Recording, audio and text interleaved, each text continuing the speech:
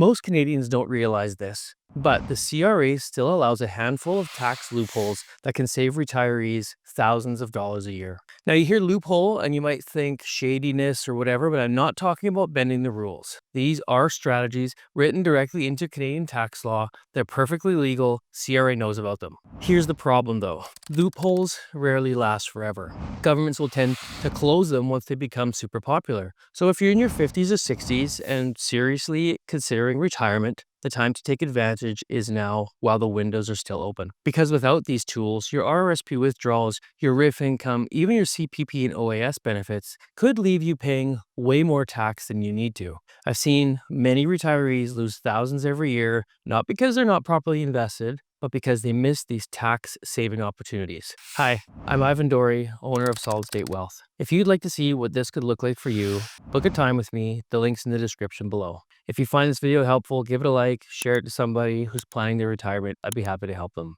Now, let's break down these 3 legal tax loopholes that the CRA still allows, with the asterisks for now. So part 1, what most people get wrong. Here's the mistake I see all the time. Retirees assume that once you stop working, your taxes should naturally go down, right? After all, you're not earning a salary or income anymore like you did in your working years. But that is not always true. Between your RRIF withdrawals, your CPP, OAS, and investment income, many retirees actually find themselves in higher tax brackets than they expected. And once you cross those certain income thresholds, things get worse. You start losing the OAS that you contributed to. There's clawbacks. Your marginal tax rate can climb super high. The truth is, retirement doesn't automatically mean low taxes. That's the bottom line. If you don't plan properly, you could actually end up giving more back to CRA than when you were actually working. Part 2, what the numbers really mean. Let's put numbers to this. Imagine you and your spouse retire with a combined 1.2 million in RSPs.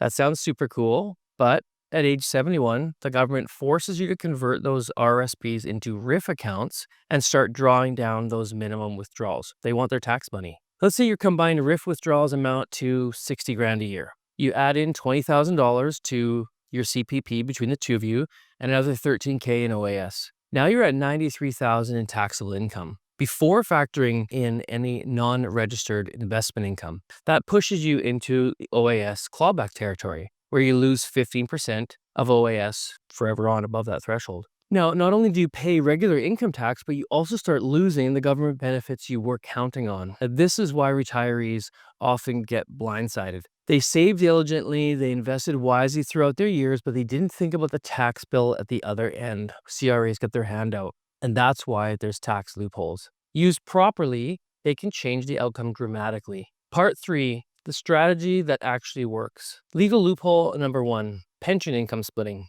If you're married or common law, pension income splitting is one of the most powerful tools available. CRA allows you to split up to 50% of eligible pension income with your spouse, including RRIF withdrawals after age 65. And here's why this matters. If one spouse is in a much higher tax bracket, shifting some income to the other spouse can save thousands of dollars. We'll give you an example. Imagine one spouse withdraws $60K from their RRIF while the other has little or no income. Without splitting, that $60,000 is taxed entirely in the one person's hands, likely at a higher bracket. But if you can split that 50-50 and allocate 30 grand to each spouse, the total family tax bill drops dramatically. In some cases, this can also help avoid or reduce OAS clawbacks, because splitting keeps your individual taxable income below the threshold.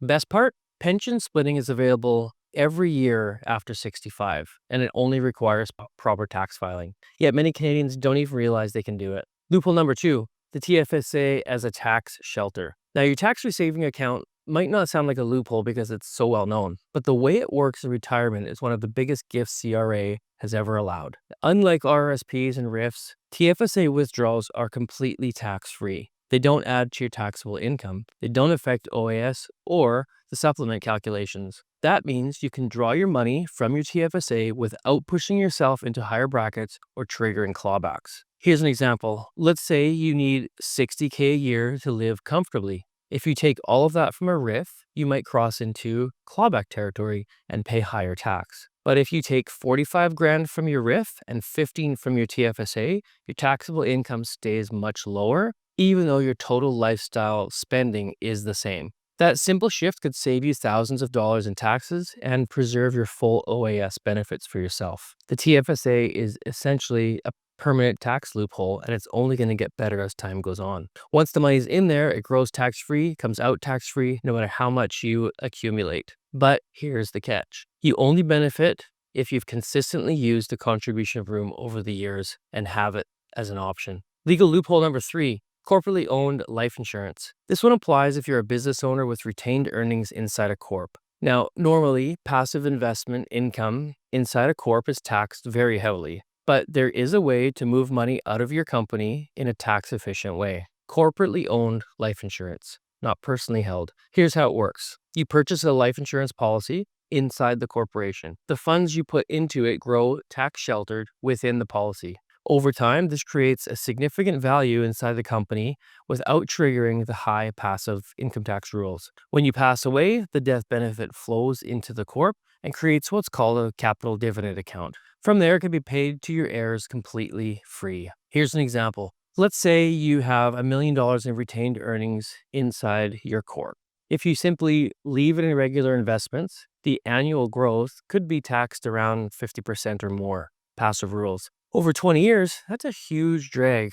But if those funds are redirected into a corporately owned life policy, the growth is tax sheltered, and the eventual payout avoids the punitive tax altogether. This is one of the few ways CRA still allows business owners to pass on corporate wealth without a massive tax bill. Part 4. Pitfalls to watch out for. The biggest mistake is assuming these loopholes are automatic. They're not. Pension income splitting only works if you elect it properly when you file your tax return. The TFSA only works if you've been diligent about funding it. If you've ignored it for years, the impact is much smaller. You don't get the benefit from it. Corporately owned life insurance only works when it's designed by an advisor who understands both tax law and corporate structures. If it's set up incorrectly, you could lose the very benefits you were hoping to gain. If you'd like to see what this could look like for you, book a time with me. The link's in the description below. If you find this video helpful, give it a like, share it to somebody who's planning their retirement. I'd be happy to help them.